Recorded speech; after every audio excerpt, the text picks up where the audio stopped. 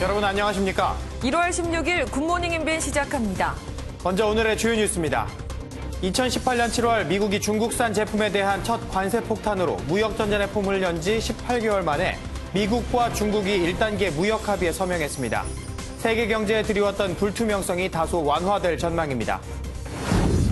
미국을 방문한 이도훈 한반도 평화교섭 본부장이 북한 개별 관광 문제를 미국과 협의하겠다고 말했습니다. 문재인 대통령이 신년 기자회견에서 북한 개별 관광 추진 의사를 밝힌 데 따른 후속 조치로 보입니다. 문재인 대통령의 집값 원상복귀 발언 이후 강기정 정무수석이 주택 매매 허가제를 언급해 논란이 불거졌습니다. 위헌 공방으로 번지는 가운데 초강수 규제가 나올지 주목됩니다. 고민정 대변인 등 청와대 인사들이 총선 출마 공직자 사퇴 시한을 앞두고 사직했습니다. 민주당은 현역 의원들의 불출마 지역 13곳을 전략공천 지역으로 선정했습니다. 직접 수사부서를 절반으로 줄이겠다는 법무부 측의 직제 개편안에 대해 대검찰청이 오늘 의견을 제출합니다. 현 정권 수사와 관련된 부서 폐지에 우려의 뜻을 보일 것으로 예상됩니다. 교육부가 범죄를 저질러도 처벌받지 않는 형사 미성년자 촉법소년의 연령 상한선을 만 14세에서 13세로 낮추는 법 개정을 추진합니다. 강력범죄를 저지르고도 촉법소년이란 이유로 법망을 피해간다는 지적에 따른 조치입니다. 미국과 중국이 무역전쟁이 시작된 지 18개월 만에 1단계 무역 합의에 서명했습니다. 이번 합의로 세계 경제에 드리워졌던 불투명성이 완화될 것이란 기대감이 나오고 있습니다. 신재우 기자입니다. 트럼프 대통령과 류허 중국 측 고위급 무역협상 대표가 1단계 미중 무역 합의 내용이 적힌 서명서에 사인합니다. 지난 2018년 7월 이른바 미중 무역 전쟁이 발발한 지 18개월 만에 양국이 첫 합의를 본 겁니다. Today we take a momentous step in the future of fair and reciprocal trade as we sign phase 1 of the historic trade deal between the United States and China. 로이터에 따르면 중국은 농산물과 서비스, 에너지 등의 분야에서 향후 2년간 2천억 달러 규모의 미국산 제품을 구매하기로 했습니다. 대신 미국은 지난해 12월부터 중국산 제품 1,600억 달러에 부과하려 했던 관세를 물지 않기로 했습니다. 또 1,200억 달러 규모의 다른 중국 제품에 부과해온 15%의 관세를 반으로 줄이기로 했습니다. 이번 합의로 세계 초강대국 두 나라의 무역전쟁이 휴전 상태로 접어들면서 세계 경제도 당분간 안정세를 찾아갈 것으로 보입니다. MBN 뉴스 신재우입니다. 고민정 대변인과 유송화 춘추관장, 권향엽 균형인사비서관 등 총선 출마 예정인 청와대 참모들이 공식 사퇴 시한을 하루 앞둔 어제 사직서를 냈습니다. 고 전 대변인은 경기 고양병 출마설이 나오고 있고 유송화 춘추관장은 서울 노원갑으로 출마 결심을 굳혔습니다. 이런 가운데 더불어민주당은 문희상 국회의장의 지역구인 경기 의정부 갑을 포함한 현역 불출마 지역 13곳에서 전략공천에 나서기로 했습니다. 법원에서도 판사 3명이 총선 출마를 위해 법복을 벗고 정치권에 뛰어들었습니다. 사법부의 정치적 중립성이 흔들릴 수 있다는 우려의 목소리가 나옵니다. 이혁근 기자입니다. 5.18 민주화 운동과 관련해 고 조비오 신부의 명예를 훼손한 혐의로 재판에 넘겨진 전두환 씨 재판의 재판장 장동혁 부장판사가 총선에 나서겠다며 사의를 밝혔습니다. 전 씨가 건강이 안 좋다며 출석을 거부했고 재판부가 이를 받아들여 재판이 지연된 상황에서 재판 일정이 더 늦어지게 됐습니다. 장 부장판사는 대전에서 자유한국당 후보로 거론되고 있습니다. 양승태 대법원의 사법농단 의혹에 대해 헌정 유린이라며 비판했던 최기상 서울 북부지법 부장판사도 지난 13일 사표를 냈습니다. 우리법연구회 회장 출신인 최 부장판사는 더불어민주당행 가능성이 큰 것으로 알려졌습니다. 강제징용 재판 지연 의혹을 폭로했던 이수진 전 수원지법 부장판사도 총선에 출마하겠다며 법복을 벗었습니다. 이 전 부장판사는 민주당 인재 영입 대상으로 거론됐습니다. 법원이 얼마 전까지 재판을 하던 판사의 사표를 즉시 받아준 것에 대한 비판도 나옵니다. 통상 인사철인 2월에 사표를 수리해야 하는데 선거를 앞두고 바로 받아주면서 사법부의 정치적 중립성이 훼손됐다는 겁니다. MBN 뉴스 이혁근입니다. 직접 수사부서를 절반으로 줄이겠다는 법무부 측의 직제 개편안에 대해 대검찰청이 오늘 중으로 의견을 제출합니다. 현재 정권과 관련된 수사부서 폐지에 우려의 뜻을 낼 것으로 보이는데요. 현재까지 검사 4명이 사의를 표명하는 등 검찰 내부는 동요하고 있습니다. 조경진 기자입니다. 법무부는 오는 21일 국무회의에 검찰 직제 개편안을 상정할 방침입니다. 다음 주 초에는 검찰 인사위원회도 예정돼 있어 이르면 다음 주 화요일 차장 부장검사 인사가 이루어질 것으로 보입니다. 문제는 아직까지 법무부와 검찰 사이에 직제 개편안에 대한 협의 과정이 없었다는 것. 법무부는 사흘 전 직제 개편안 발표 이후 다음 날 검찰의 의견 조회 공문을 통해 오늘까지 의견을 보내달라고 요청했습니다. 그런데 일각에서 법무부가 이미 행정안전부와 실무협의에 돌입했다는 이야기도 나오는 상황. 한 검찰 관계자는 내부적으로 법무부와 검찰이 협의되지 않은 직제 개편안을 외부 행안부와 협의한다면 이 또한 검찰 패싱이라고 지적했습니다. 대검 측은 취합된 일선 검찰청의 의견을 오늘 중으로 법무부에 전달하는 통상적인 절차를 따른다는 방침입니다. 대검 관계자는 대부분 내용에는 이견이 없을 것이라며 다만 울산시장 선거 개입, 조국 일가 사건 등 진행 중인 수사에 지장을 주는 부서 폐지 등에는 우려의 목소리가 있다고 분위기를 전했습니다. 한편 최창호 서울서부지검 중유경제범죄수사단장도 사표를 내는 등 최근 들어 4명의 검사가 사의를 표명하면서 검찰 내부는 그 어느 때보다도 동요하는 분위기로 전해집니다. MBN 뉴스 조경진입니다.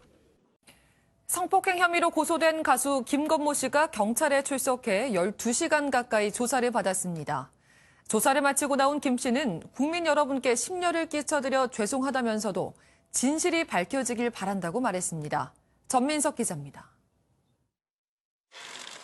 12시간 만에 경찰서를 나선 가수 김건모 씨는 하루빨리 진실이 밝혀졌으면 좋겠다며 억울해했습니다. 하루빨리 진실이 밝혀졌으면 좋겠습니다. 또 와서 조사받을 마음이 있습니다. 김 씨의 변호인은 강용석 변호사 등이 운영하는 유튜브 채널 가로세로 연구소의 주장이 사실이 아니라는 자료를 경찰에 제출했다고 말했습니다. 처음 이 문제를 제기하고 말씀하신 분들과 그분들의 말씀과 다른 여러 자료들을 제출을 했습니다. 김 씨 일행은 유흥업소 출입 등을 묻는 말에는 답하지 않은 채 차에 올라탔습니다. 앞서 가로세로 연구소는 지난달 6일 김 씨가 지난 2016년 유흥주점에서 일한 여성을 성폭행했다는 의혹을 제기했고 사흘 뒤 해당 여성이 강용석 변호사를 통해 김 씨를 고소했습니다. 경찰은 어제 조사에서 김 씨의 차에서 확보한 위치 정보를 바탕으로 사건 당시 김 씨의 행적을 캐물은 것으로 알려졌습니다. 경찰은 유흥업소 관계자가 해당 여성을 입막음하려 했다는 주장도 조사하고 있습니다. 이 과정에 김 씨나 소속사가 개입했는지도 들여다볼 예정입니다. 여성에게 제기된 무고 등 혐의에 대한 조사는 김 씨에 대한 조사가 끝나는 대로 이어질 방침입니다. MBN 뉴스 전민석입니다. 외상센터 운영을 둘러싸고 아주대 병원과 이국종 교수가 상반된 말을 하는 가운데 이 교수가 병실 배정 등 외상센터 운영에 문제가 없었다는 병원의 주장은 새빨간 거짓말이라고 주장했습니다. 해군 해외 순항훈련을 마치고 어제 귀국한 이 교수는 권역 외상센터 병실이 부족한데도 아주대 측이 외면했다면서 죽을 힘을 다해서 외상센터 문제를 해결해 보려고 했지만 이젠 안 되겠다며 어디 숨어 지내다가 배나 탔으면 좋겠다고 착잡한 신경을 드러냈습니다. 한편 아주대 관계자는 이 교수의 주장의 사실 여부를 몇 가지 자료를 정리해 외부에 알리는 방안을 검토하고 있다고 말했습니다. 교육부가 범죄를 저질러도 처벌받지 않는 형사 미성년자 촉법소년의 연령 상한선을 기존 만 14세에서 만 13세로 1살 낮추는 법 개정을 추진한다고 발표했습니다. 강력범죄를 저지른 청소년이 번번이 법망을 피해간다는 비판에 따른 겁니다. 안보람 기자입니다. 지난해 12월 자신의 조부모 집에서 친구를 숨지게 한 초등학생 A양. 친구가 자신의 가족 문제에 대해 험담을 했다는 이유로 범행을 저질렀습니다. 경찰은 사건 직후 A양을 긴급 체포했지만 곧 석방해 가족에게 인계해야만 했습니다. A양이 형사처벌 대상이 아닌 만 10살 이상, 14살 미만의 형사 미성년자 촉법 소년이었던 겁니다. 청소년 범죄가 집단화, 흉포화되고 있지만 번번이 법망을 피해간다는 비판이 계속 나오자 정부가 칼을 빼들었습니다. 교육부는 제4차 학교폭력 예방대책 기본계획을 밝히면서 촉법소년 연령을 낮추고 중대사건 가해자는 즉시 격리하겠다고 발표했습니다. 촉법소년 나이를 만 14살에서 1살 낮추면서 만 13살 미만, 즉 중학교 1학년 학생부터 형사처벌할 수 있게 한다는 계획입니다.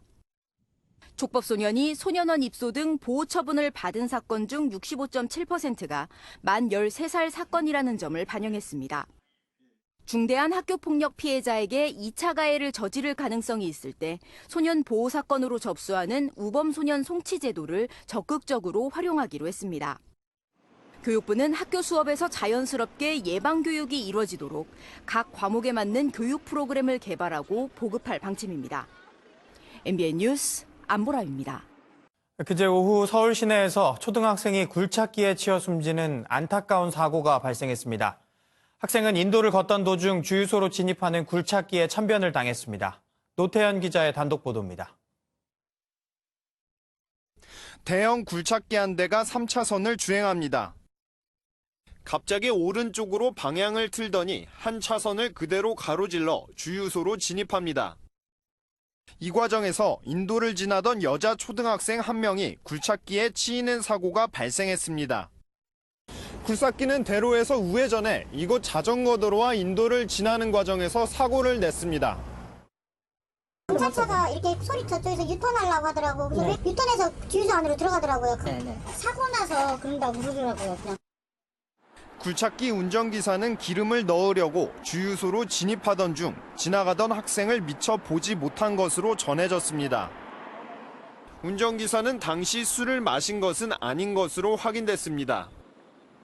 서울 양천경찰서는 운전기사에게 교통사고 처리 특례법 위반 혐의로 구속영장을 신청하는 한편 정확한 사고 원인을 조사하고 있습니다. MBN 뉴스 노태현입니다. 5개월째 계속된 호주 산불로 세계 4대 테니스 대회 중 하나인 호주 오픈이 차질을 빚고 있습니다. 산불 연기로 대기 오염 지수가 나빠졌기 때문인데요. 대기 오염이 중국보다 더 심하다며 경기를 포기하는 선수가 속출하고 있습니다. 보도에 장명훈 기자입니다. 호주 오픈 여자 단식 예선 경기에서 랠리를 이어가던 슬로베니아의 야쿠포비치가 경기를 멈추고 주저앉아 고통스러워합니다. 야쿠포비치는 심한 기침과 호흡 곤란으로 결국 경기를 기권했습니다. 호주 멜버른의 대기 상황 탓입니다. We are used to pollution like we play in China, we play in more polluted countries, but I mean this is smoke is something different and for sure we are not used to it. 5개월째 이어지는 호주 산불로 호주 전역 대기질이 나빠지면서 선수가 경기를 포기하거나 경기가 중단되는 일이 속출하고 있습니다. 문제는 오는 20일에 있을 본선입니다. 대회 측은 일단 대기질 상황에 따라 경기를 진행하겠다는 입장입니다. We follow the independent advice of the medical experts, as well as the advice of the environmental specialists and scientists. 하지만 일각에선 본선까지 대기질이 좋아질 가능성이 없어서 대회 자체를 취소해야 한다는 말들이 나옵니다. 대회 측은 최악의 경우 지붕을 닫고 경기할 수 있는 코트가 3개나 있다며 대회가 취소될 일은 없다고 밝혔습니다. MBN 뉴스 장명훈입니다. 지난 1979년 우리나라 대통령 암살 사건을 그린 영화 남산의 부장들이 시사회를 열었습니다. 이 마치 다큐멘터리 같은 생생한 고증과 등장인물들의 비슷한 외모가 돋보였다고 하는데요. 얼마나 비슷한지 한번 보시죠. 이동훈 기자가 보도합니다. 영화 남산의 부장들은 1979년 10월 26일 실제 일어났던 대통령 암살 사건을 모티브로 하고 있습니다. 제2의 권력자라 불리던 중앙정보부장이 대통령에게 총구를 겨눕니다. 배우 이성민이 박정희 전 대통령의 말투와 생김새까지 그대로 재현합니다.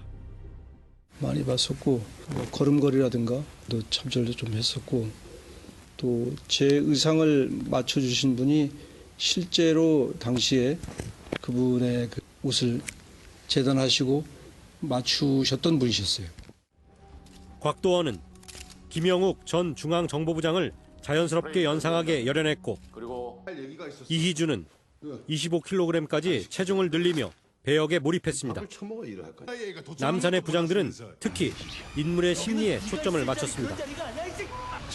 이병헌은 김재규 전 중앙정보부장의 외모 특징을 잘 살리면서 내면 연기에도 충실했습니다. 어떻게 하기를 원하십니까? 그 시나리오에 나와 있는 배우 그 인물의 감정들을 고스란히 내가 잘만 표현하면 충분히 영화적인 재미가 그리고 사람들이 감정이 이입이 될 수 있겠구나라는 그런. 실제 역사를 재해석한 남산의 부장들에 대해 관객들의 평가가 곧 내려질 예정입니다. MBN 뉴스 이동훈입니다. 다음은 굿모닝 월드입니다. 20년간의 내 모습을 영상으로 만들어 본다면 어떨까요? 매일같이 자신의 모습을 사진으로 남기는 사람이 있는데요. 화면으로 만나보시죠. 한 미국인 남성이 무려 20년간 매일같이 찍은 자기 사진들을 공개해 화제인데요. 한결같은 표정으로 찍은 사진들. 학교 다니던 어릴 적 모습부터 어른이 될 때까지의 모습이 고스란히 담겨 있습니다.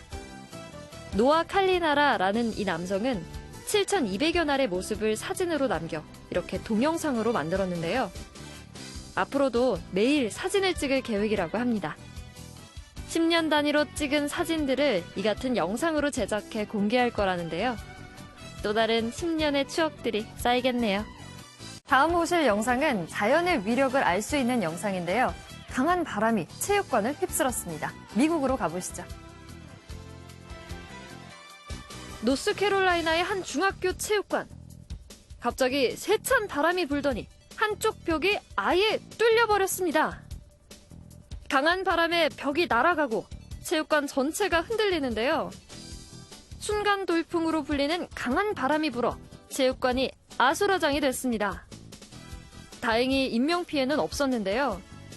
비행기 사고의 주 원인이 되기도 하는 순간 돌풍. 조심해야겠네요. 오늘도 영하권의 추위가 이어지고 있습니다. 경기 북동부와 강원에서는 사흘째 한파주의보가 발효 중입니다. 그래도 어제보다는 기온이 약간 올랐습니다. 이 시각 서울의 기온 영하 5.4도, 대관령 영하 11.6도, 광주는 영하 0.7도입니다. 오늘 낮에는 서울의 기온이 4도까지 올라 어제보다 2도 정도 높겠습니다. 주말로 갈수록 기온이 오를 텐데요. 특히 겨울의 마지막 절기인 대안인 월요일에는 서울의 아침 기온이 영하 2도로 역시 추위가 힘을 쓰지 못하겠습니다. 오히려 평년 수준을 웃돌겠고요. 당분간 한파 수준의 추위를 남겠습니다. 위성 영상입니다. 지금 전국이 맑지만 제주도와 남해안에서는 구름이 많이 지나고 있습니다. 오늘 공기 깨끗하겠습니다. 오늘 미세먼지 농도 좋음에서 보통 수준을 유지할 텐데요. 단 오전까지는 수도권과 충청에서 먼지 농도 일시 나쁨 수준을 보일 수 있겠습니다. 하늘에서는 가끔 구름만 많이 지나겠습니다. 한편 동해안에서는 건조주의보가 계속되고 있습니다. 그 밖의 지역에서도 대기가 차차 건조해지겠습니다. 이 시각 기온 살펴보겠습니다. 춘천과 안동은 영하 8도 선, 대구 영하 4도, 창원 영하 1.4도, 부산은 0.6도로 시작을 하고 있습니다. 한낮에는 서울 4도, 춘천 5도, 강릉 8도, 전주와 대전, 안동 5도, 대구와 광주는 6도로 어제보다 살짝 높겠습니다. 내일 밤부터 모레 낮 사이에는 동해안에서, 일요일에는 영동과 영남, 제주를 제외한 전국 곳곳에서 비나 눈이 오겠습니다. 날씨였습니다.